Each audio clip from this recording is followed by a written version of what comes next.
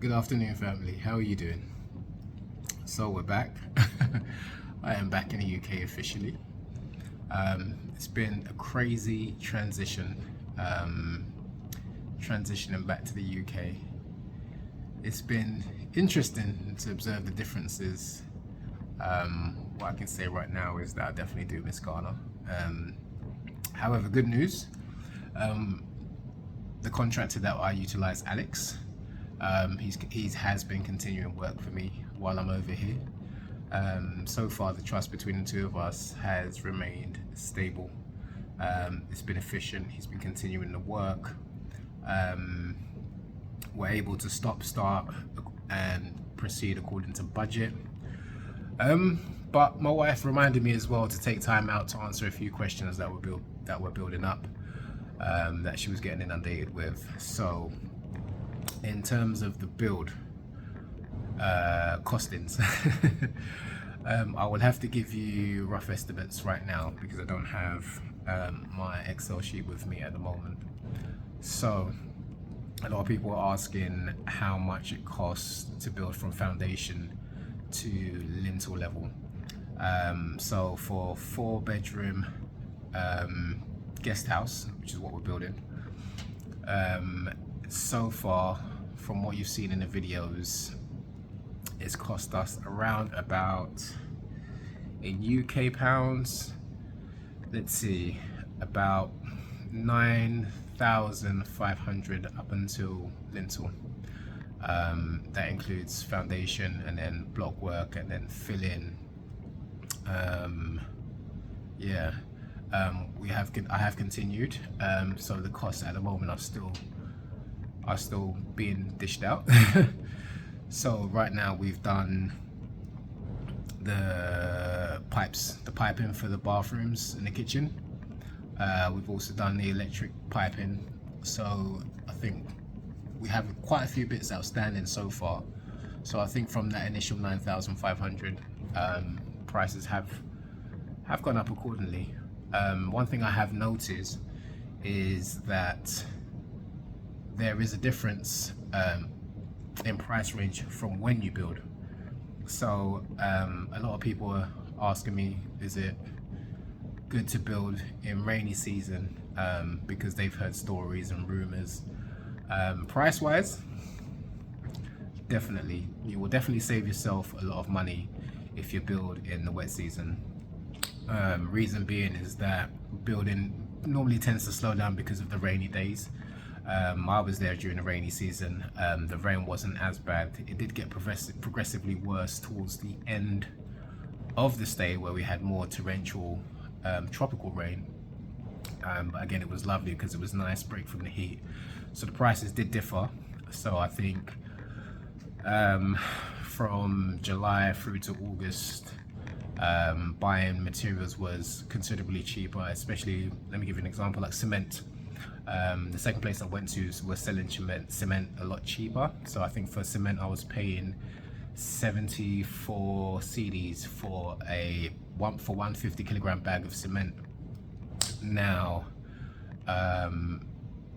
it's dry season now, and talking to Alex the contractor, he advised me that the cement prices have gone up by 3 cents. So from 74 it's jumped to 77 cedis currently. So these are things that you do have to factor in. I know people don't necessarily want to build in a rainy season, but it's the perfect time to take opportunity of the low prices. Prices do fluctuate, but there's a lot more building that takes place, and that will reflect in the prices. So that's one. So people have asked me, what's the next question? Types of bricks. What types of bricks did I use for the foundation? So for my foundation, I used, I think it was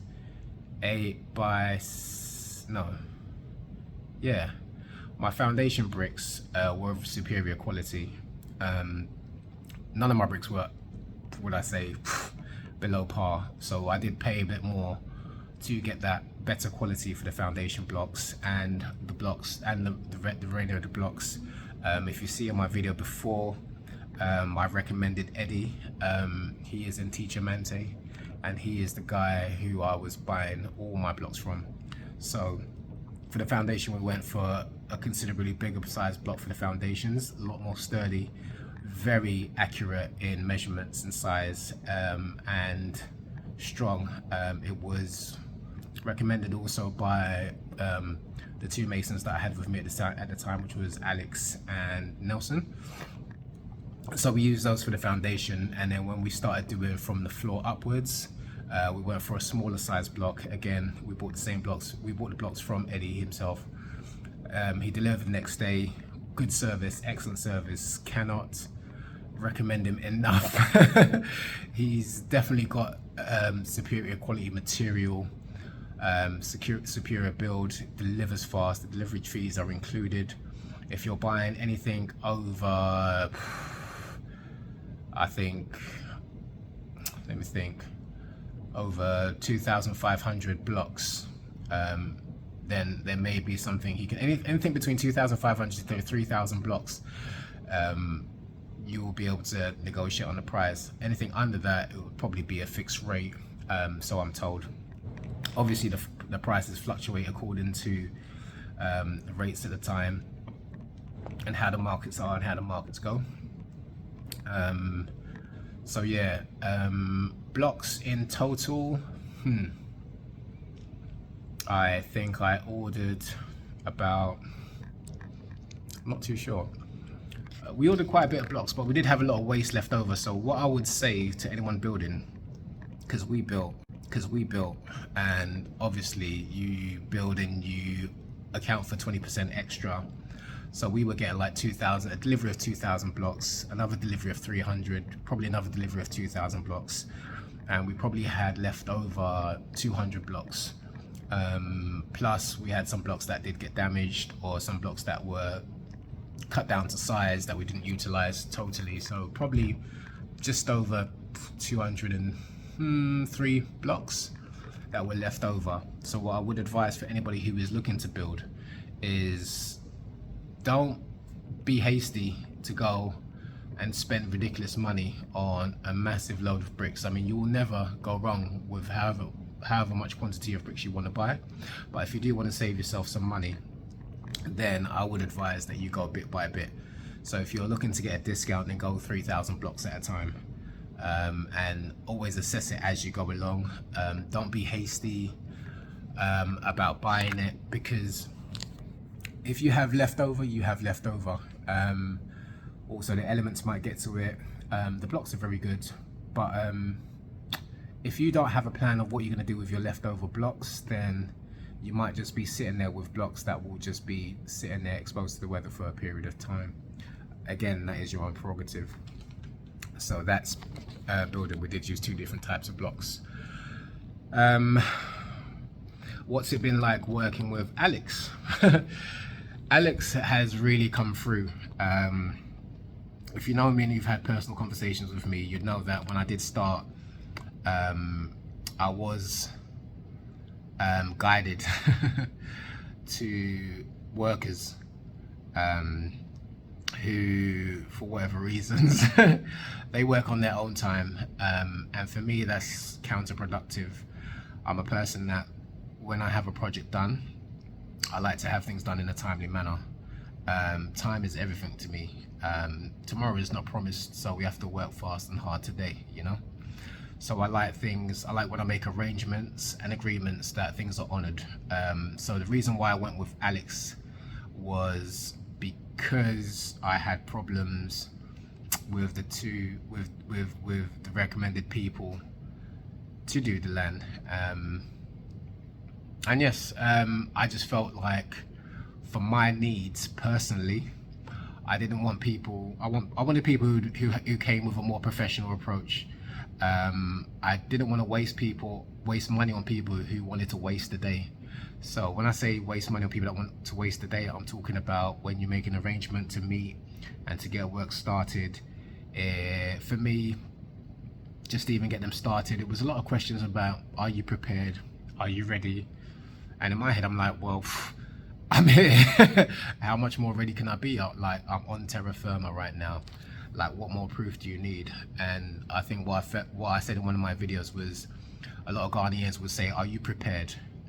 And that means, do you have the money? Do you have the means? Are you ready to go? Like, and I'm ready, and I'm telling these people I'm ready, but for some reason they weren't taking me seriously that I was ready. And when I said to them, are you, like, do you mean, do I have the means or do I have the money? I said, like, well, of course I wouldn't be here. Like, I was last here in May. I've now come back within 12 weeks of first coming here to check out the land and so on and so forth. So to me, that's a serious statement right there, you know. I've made things happen and I've done. So for somebody to question me, it's out of the question really. I'm here and I'm ready. So my issue was we would set times, we would set times to come. I'd get here for like, we'd set a time for like 8:30 start. I'd arrive here, I'd book the driver for the day, we'd drive up, and I'd get here 8:30. I'd make a phone call, no one's here. 9:30, no one's here. Making more phone calls. 10:30, no one's here. 11:30, no one's here. 12, no one's here. And then by 12:31, when I'm ready to go, that's when they finally turn up. For me, that is unacceptable. But I thought, okay, teething problem, no problem. Let's go. We can always work through teething problems.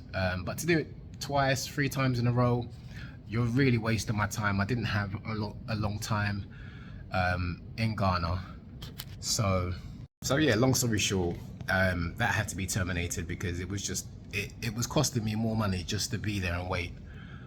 This was money that I could put into the land, put into villagers' pockets, and I just didn't feel like we were a fit. And then I realized I had Alex's number, and on a whim, reluctantly, I called him. And he said to me, yes. He said, where did you get my number from? I said, on YouTube. We spoke. It was all right. And we met literally next day. He came across, like, and I like people who are affirmative. They take action. I like people who honor their word as well. So in that sense, I don't suffer fools, and I do watch out for people who tell me one thing but move in a different way. So for me, that'll always raise red flags, whether you're a broker of land, whether you're a worker who's looking for work. If you're trying to sell me something that you can't deliver on, like, I can't work with you, unfortunately. And this is another thing you will find. You'll find a lot of people come and will tell you, yes, I'm a plumber, I'm a worker, I'm this, I'm that. I had a guy who does windows said to me, yeah, I do windows and so on and so forth. Like, yeah, if you need windows done, I see you're moving fast and so on and so forth. Like, I could do your windows for you. I said, okay, cool. I said, well, quote me. He said, what? I said, well, quote me. I said, go to the house. I said, get your measurements and tell me what you need. And give me a quote. He said, oh, okay, cool. He went to the house, he measured, he came back, he gave me a quote. I said, what, for everything? He said, yeah. I said, everything?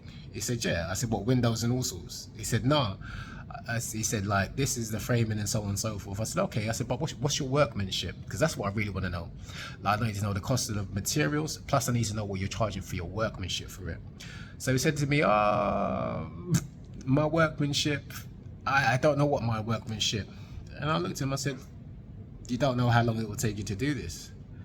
I said, there's about 12 windows in there.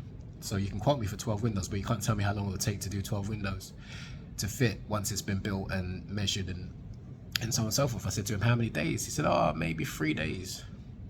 And I said to him, so how much? I said, if it's going to take you 3 days, what is your workmanship? What is your work worth to you? And I like to think I'm a fair person, so I'll never try and exploit anybody who's trying to better themselves. You know, I will always try and help people lift themselves up. But he couldn't give me his workmanship, and I said, well, take a minute, think about it. I said, because I already have somebody here to do the windows. I said, if I message him now, I said, he'll give me a quote with workmanship and tell me exactly how much it costs. I said, and if it's too much, I said, then we'll talk about the price and we will have to maybe come down a bit. And if he wants it, he can have it. And if he doesn't, then I'll find somebody else. I said, but I'm brutally honest, and said, my role here is to find the best worker for the cheapest price. Like, I'll be brutally honest. Like, who doesn't want to have their work done at a good price and save a little bit of money, you know? Like, we're not all rich, we don't all have money behind us, you know. And I think that's another thing you see in Ghana is once you start building, people think you have unlimited amounts of resources in terms of money and unlimited financial resources, and that's not the case. So for me, I'm counting the pennies, I'm counting the pounds, I'm asking people for receipts. So anyway, so he asked me, he told me, I said, how long will this take? I said, have you done many windows? He said, yeah, this is my job, I do this for a living. I said, so okay, well, give me a rough estimate. Like, if this is your job and you've been doing it for X amount of years, you should be able to tell me how long this work will take. He said, oh, it might take 3 days, it might take a week. I said, a week? I said, for 12 windows? I said, no. I said, it can't take a week for 12 windows.